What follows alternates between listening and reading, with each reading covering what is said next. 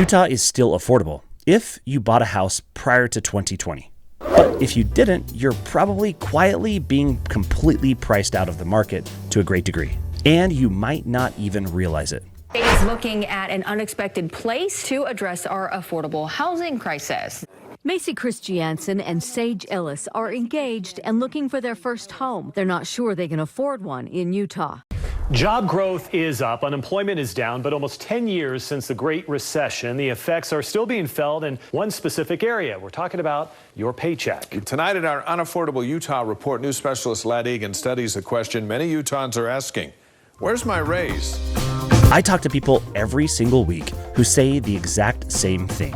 I make great money, so why do things feel so tight? And here's the scary part. Utah isn't as expensive as California or New York or many of the coastal regions, but the math for many people just simply isn't mathing anymore, and the feeling is really setting in. In the next few minutes, I'm going to show you precisely where the Utah real estate market went from affordable to fragile, and so many people missed the opportunity prior to 2020.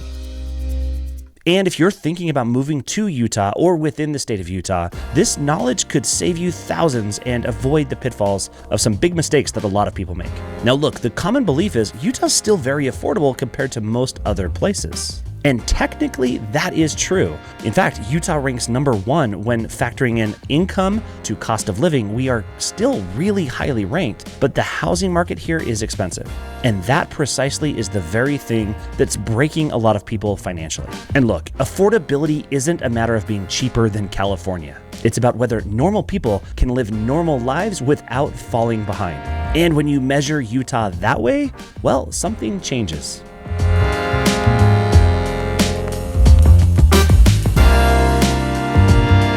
And this isn't opinion. We're going to look at real numbers. Housing, rents, wages, taxes, and lifestyle costs all grouped together, not just cherry-picked one at a time. Because honestly, that's where most affordability conversations fall apart, when we're not looking at the full and the big picture. And if you get this wrong, you don't just overpay, you lock yourself into a lifestyle that quietly drains you.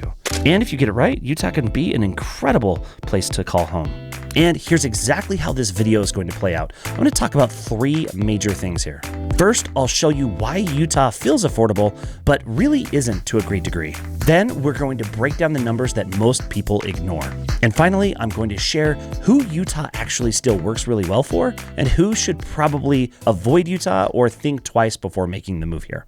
And if we haven't met yet, my name is Scott Steele. I'm a local Utahn. I've lived here my entire life, and I love sharing content just like this to help guide you to make sure that you're making a really smart decision and making that move to or within the state of Utah. I'm here to be your real estate resource of choice. And with that said, let's start off with the part that nobody talks about.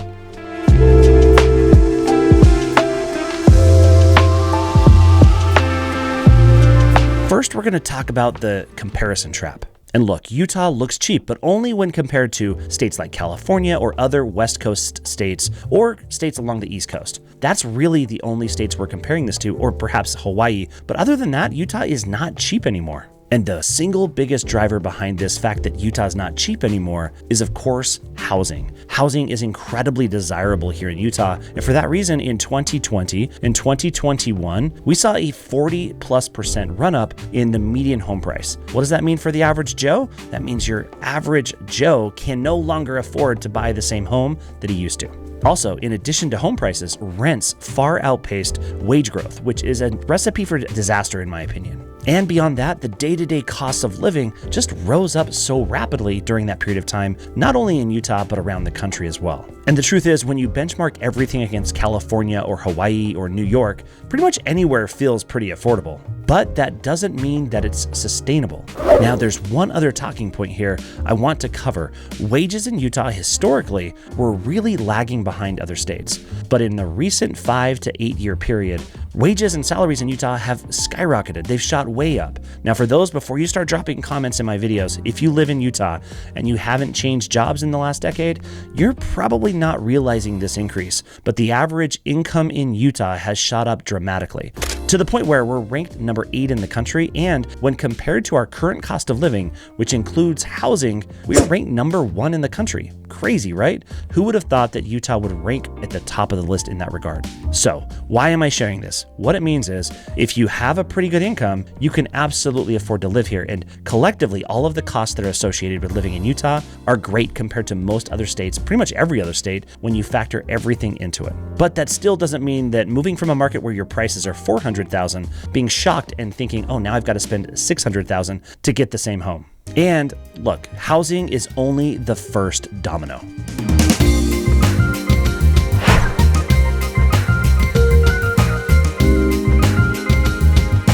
Okay, next up, we're going to talk about lifestyle inflation that you oftentimes just can't avoid. Look, living in Utah in such a beautiful place with such an amazing way of life comes with a cost. And the growth that we've experienced over these many, many years, in fact, for the last 2 decades, well, it changes how you live, even if you don't want it to.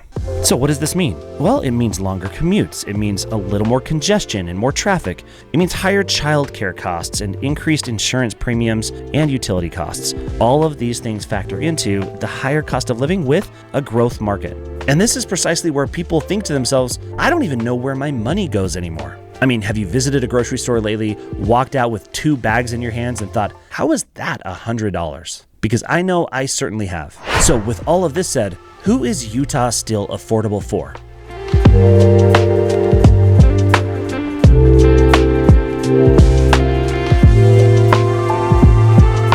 Look, affordability is situational. It depends on your personal situation. So who's it still affordable for? First of all, it's still affordable for most people if they purchased a home prior to 2020. That's not to say that they aren't feeling the pain of inflation and all of the increased costs with respect to groceries and everything else it takes that factor into cost of living, but you're really well off if you bought your home prior to 2020. In addition to that, you should have an ample amount of equity in that real estate that will help you moving forward as well. Next up, who Utah still works really well for is if you earn above average income. So those that make more money than the median income are going to thrive here in Utah. And to answer the question that so many people are asking, I get this all the time. Who's buying all of these expensive homes? When we look at real estate prices and we look at the prices that houses are selling for, so many people here are thinking to themselves, who can even afford any of these homes? Well, it's these people specifically. It's those that are earning higher incomes, in other words, higher than the median income, that can actually afford to purchase these homes.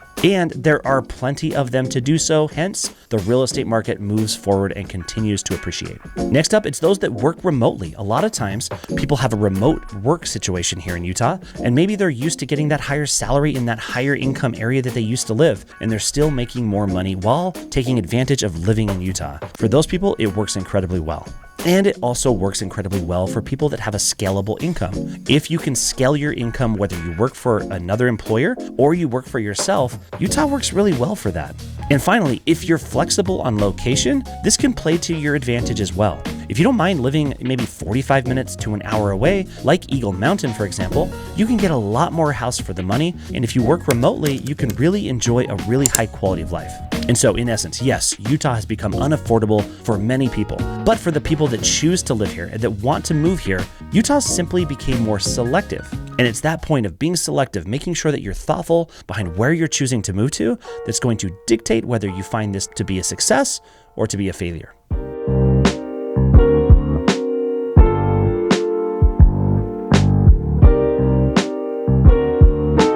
Now, we've talked about who Utah still works really well for, but who doesn't it work for? Well, first off, I think the people that are most impacted are first-time homebuyers. Now, I'm happy to report I've helped countless families, especially young people under the age of 30, buy homes in the last handful of months. This is really encouraging to see young people being able to buy real estate and get into the market when they're really young, because time on your side is your best friend when entering a market, so that 20 years from now, 30 years from now, 40 years from now, you have something with value. And another group of people that Utah doesn't work all that well for, to a great degree, is single income households.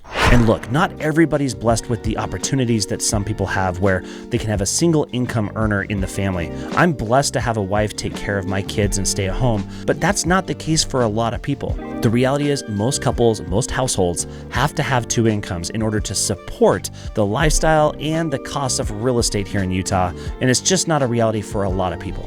And the last group of people that Utah doesn't work all that well for is renters without upward mobility. If you don't have a pathway to earning more money relatively soon, you're probably falling behind every single year. And this is precisely why I think it's so crucial that Utah solves the affordable housing crisis. I think we've got to do a major step forward in making sure that we have increased supply that will offset the demand that we already have and future demand that will be coming so that real estate prices do not continue to skyrocket.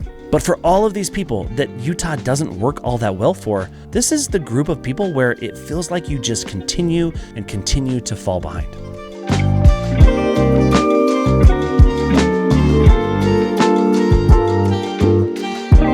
So, is Utah still affordable? Well, the true answer is this. For some people, in some situations, in some locations, yes it is. But if you came in thinking that Utah is that cheap paradise that it once was, well, reality just might be disappointing. And for those that are coming in expecting it to be expensive, there are actually a lot of ways, programs, and incentives to get into homes that actually will beat your expectations and make sure that you're finding the right home for you specifically. And that feeling is kind of empowering, especially if you're making that move for the first time in the state of Utah.